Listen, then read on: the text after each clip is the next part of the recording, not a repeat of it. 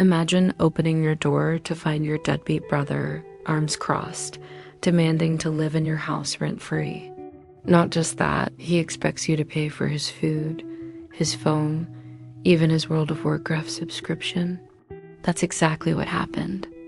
To me, my brother thought he could bully his way into my life, but by the end of this story, he'll wish he never knocked on my door. Buckle up for a wild ride of entitlement, betrayal, and sweet, sweet justice.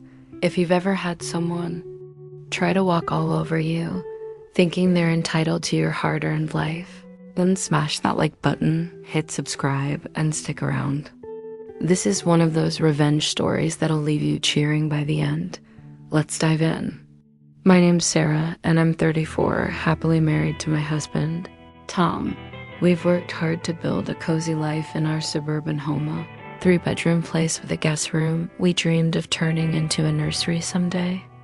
It's not a mansion, but it's ours, paid for with years of late nights and side hustles. I'm not rich, despite what my brother Jake seems to think. Jake's 36, and let's just say he's the kind of guy who believes the world owes him a living. Growing up, Jake was always the golden child, charming, athletic, the one our parents pinned their hopes on. Meanwhile, I was the quiet one, grinding through school and later climbing the corporate ladder as a project manager. But Jake, he never grew up. He bounced from one get-rich-quick scheme to another, never holding a job for more than a few months. By his mid-20s, he was still living with our parents, treating their house like a personal dumpster. 2 years ago, things hit a breaking point. My parents, exhausted by Jake's disrespect, finally kicked him out after he trashed their home. We're talking cigarette burns on the couch, spilled beer staining the carpets, and a kitchen that looked like a raccoon had thrown a party. My mom called me in tears, describing how she found moldy pizza boxes stuffed under Jake's bed. It cost them thousands to fix the damage, and they were heartbroken. You'd think Jake would have learned his lesson, but no. Our aunt, bless her heart, took pity on him and let him move into the tiny home in her backyard. It was a beautiful little space-crisp white walls, hardwood floors, a perfect retreat for guests. Jake promised to keep it clean, swearing he'd turn his life around. 2 months later, my aunt called me, her voice shaking with rage. Jake had destroyed the place. The carpets were ripped and stained with God knows what. The countertops were cracked, door hinges broken, and the walls looked like they'd been used as a canvas for his greasy fingerprints. It was like he'd unleashed a tornado in there, alone, no visitors, no parties, just Jake and his chaos. Fixing that tiny home cost my aunt and uncle nearly $10,000. They kicked him out, and Jake was back to square one, couch surfing with whatever friends he hadn't alienated yet. I felt for him, I really did. He's my brother, and part of me hoped he'd hit rock bottom and finally change. But then he turned his sights on me. One sunny Saturday, I'm sipping coffee in my kitchen when there's a loud knock at the door. Tom's at work, so I open it to find Jake standing there, a duffel bag slung over his shoulder, grinning like he's just won the lottery. "Hey sis," he says, brushing past me without an invitation. "I'm moving in."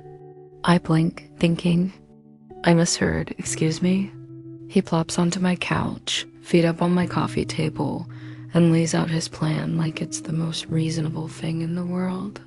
He wants to live in our guest bedroom rent-free, of course. But it gets worse. He expects Tom and me to cover everything, his groceries, his takeout orders, his cell phone bill, even his monthly World of Warcraft subscription. Oh, and since he doesn't have a car, I'm supposed to chauffeur him around like his personal Uber. The cherry on top? He demands we take him on our vacations because, in his words, "You guys live so fancy, you can afford it." My jaw hits the floor. My hands are trembling, not just from shock, but from the sheer audacity. I feel my face flush, my heart pounding. In my chest like a drum. Jake, I say, trying to keep my voice steady. Are you serious right now? He leans back, smirking. Come on, Sarah. You're my sister. You're loaded. You have to help me out. It's what family does. Then, with a flourish, he pulls out a crumpled notebook and says he'll graciously write up a contract to make it official. I laugh. I can't help it. It's a sharp, bitter sound that echoes through the living room. A contract? I say, my voice rising. For me to bankroll your entire life? Jake, get real.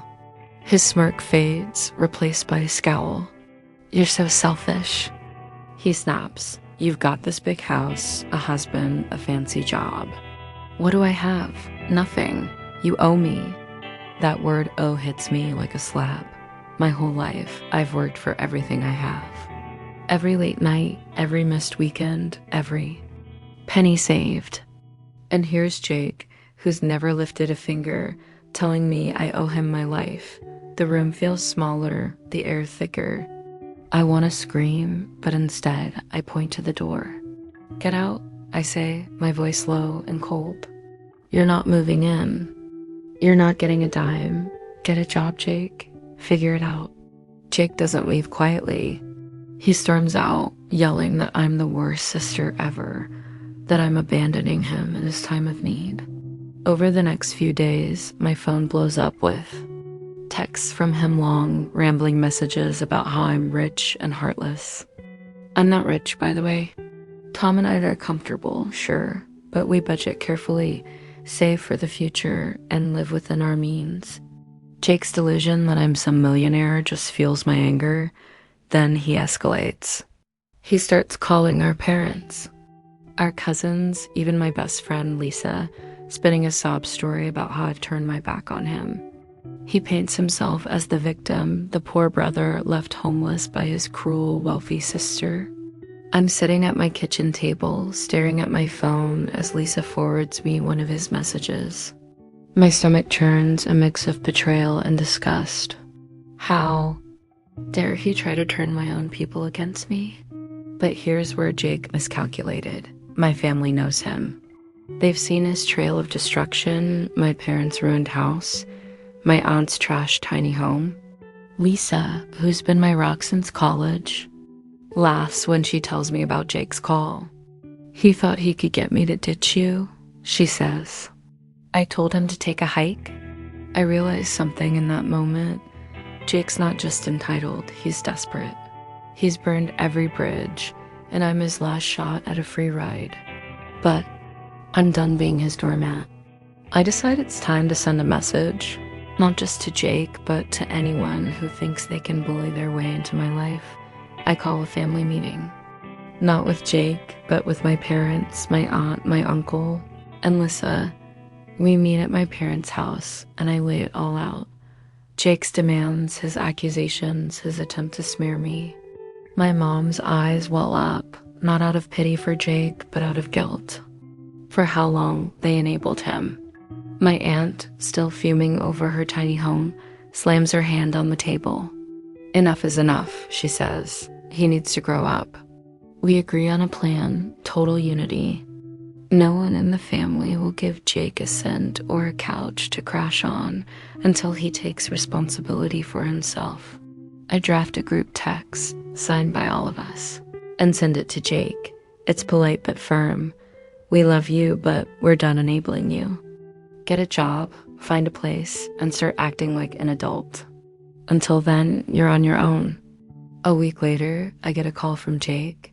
His voice is different, no swagger, no entitlement. He's quiet, almost broken.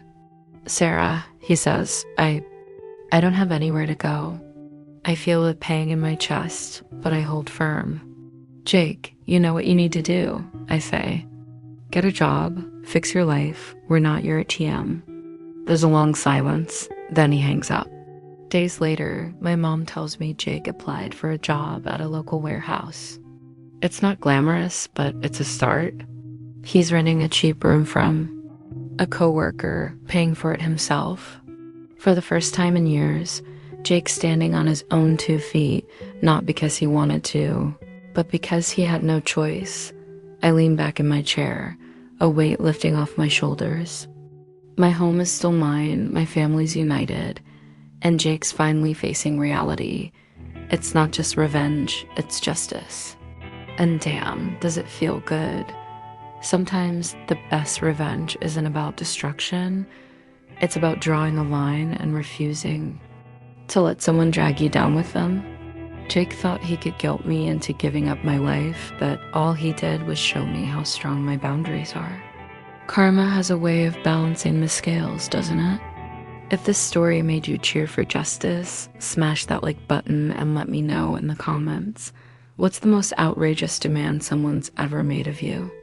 And if you love a good revenge tale, hit subscribe for more stories that'll leave you saying they got what they deserved. See you next time.